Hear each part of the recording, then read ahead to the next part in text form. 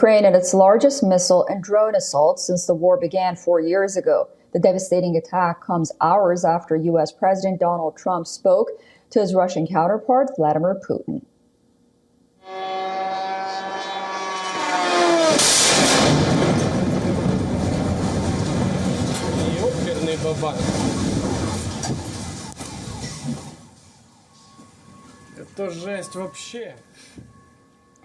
This is the moment of strike, when Kyiv's night sky turned into a battlefield, screaming air raid sirens, the roar of kamikaze drones, and bombing detonations reverberated across the Ukrainian capital.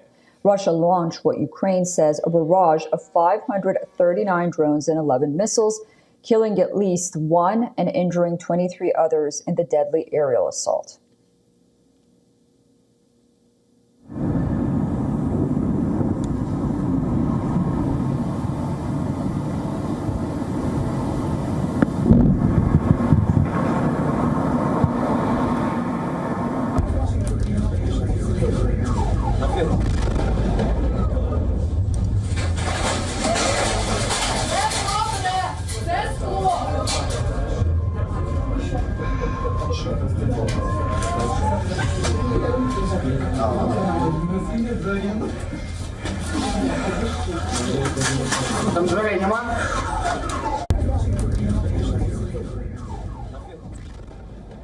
These are the images of residents taking shelter in basement of buildings, a building which was rocked by a huge explosion. Shrieking in fear, little did the Ukrainians know what they would wake up to the worst nightmare of their life.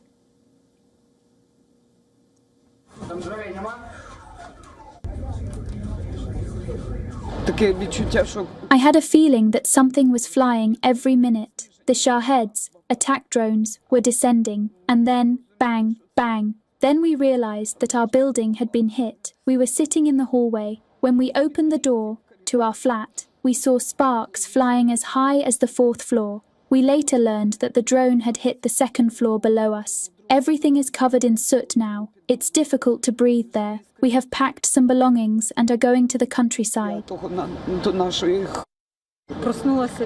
I woke up to the sound of explosions. First the Shahed drones started buzzing, and then the explosions began. Then people started screaming outside.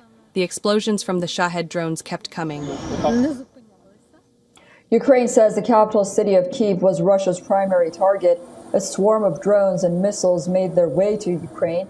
Ukraine claims to have shot down 270 targets, but dozens still struck or caused damage across the city. Fires and destruction have been reported in at least 5 of Kyiv's 10 districts.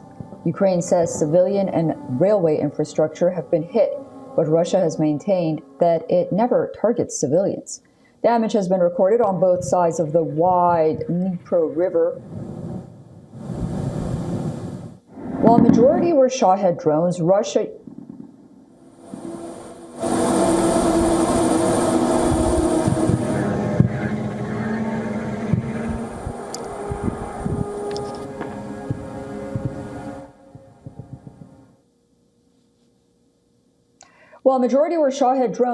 used 11 missiles in the attack. Russian airstrikes on Kyiv have intensified in recent weeks. This includes some of the deadliest assaults of the war on the city of 3 million people. President Volodymyr Zelensky, who is due to speak to Trump later today about the war and a U.S. pause in some deliveries of air defense missiles, has called the attack deliberately massive and cynical.